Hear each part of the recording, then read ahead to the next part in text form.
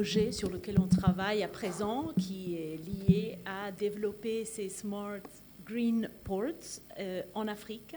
Donc on a des projets pilotes, l'île Maurice, on a le Ghana.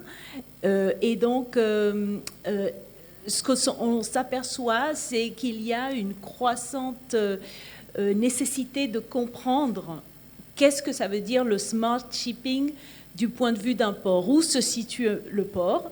Et donc, on est allé dans ce sens, de créer une méthodologie pour essayer de comprendre. C'est un projet qui est axé plutôt sur ce domaine de la transition énergétique et des nouvelles énergies, c'est-à-dire de comprendre le potentiel d'un port par rapport à utiliser certaines technologies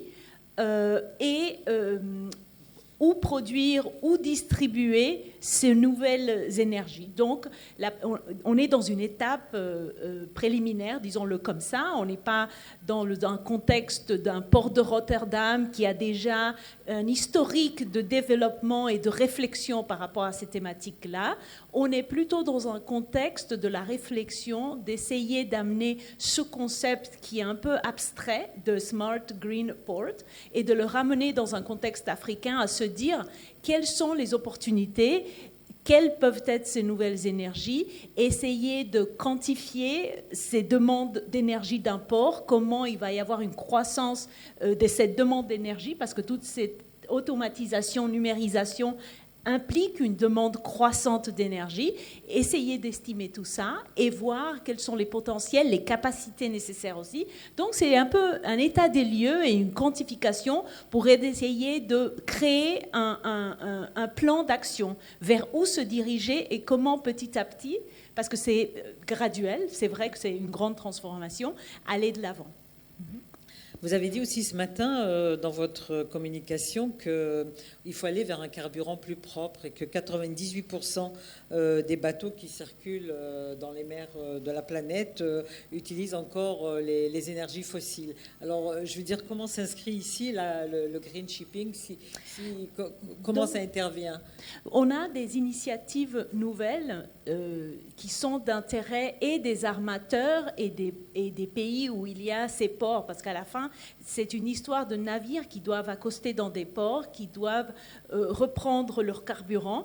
Et donc, une dynamique qui s'est créée par rapport à ces flux de commerce, par rapport à ces nouvelles énergies. Essayer de créer ce qu'on appelle des corridors verts pour être sûr que si on met des navires de nouvelle génération pour les envoyer dans une route X, quand ils se rendent de X jusqu'à Y et qu'ils pourront mettre ces navires en marche, il y aura une infrastructure pour pouvoir fournir ces nouveaux carburants à ces nouveaux navires. Donc il y a une série de partenariats qui ont vu le jour, même en impliquant des grands opérateurs, des Maersk, avec de la collaboration avec les ports pour essayer de comprendre ce potentiel et de générer des investissements par rapport à créer cette capacité. Ce n'est pas dans tous les pays, mais on voit des cas isolés de coopération où il y a cette interaction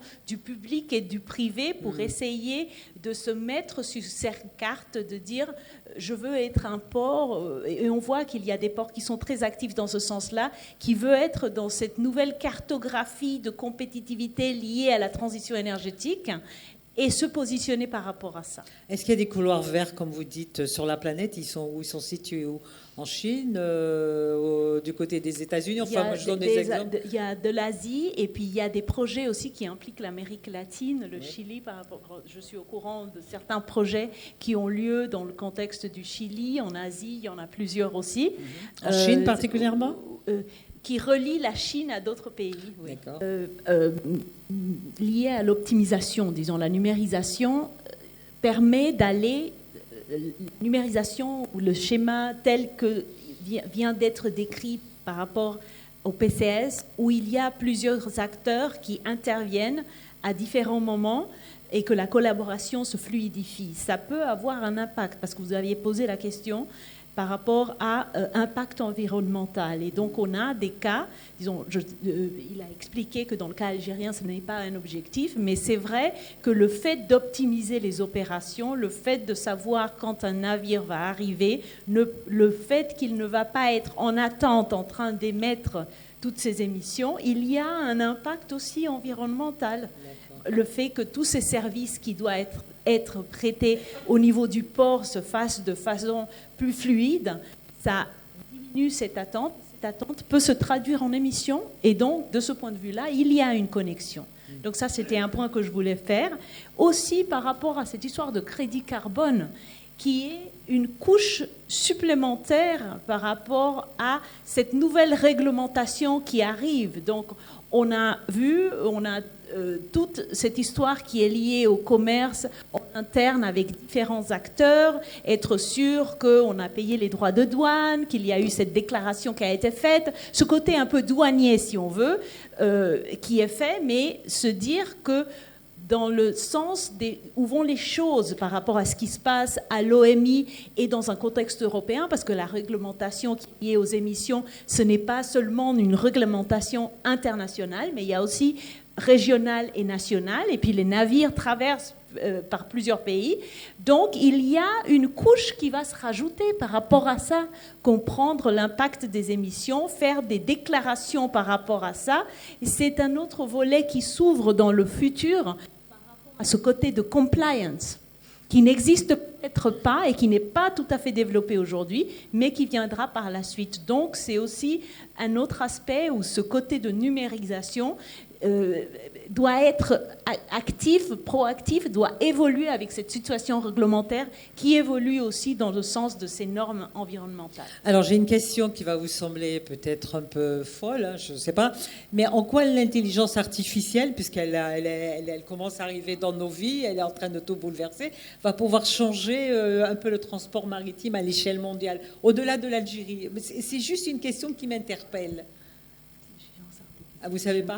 Personne ne peut en répondre? Non, disons, à la fin, ce sont des outils numériques avec lesquels il va falloir travailler avec, augmenter les capacités des institutions, des humains. Disons, ça c'est du point de vue de la logique personnelle, ma réflexion que moi je fais sur le personnel. Et donc, ce sera utiliser ce type d'outils aussi. Je ne sais pas, je laisse les logisticiens qui ont plus d'expérience s'ils ont que une moi. réponse, parce que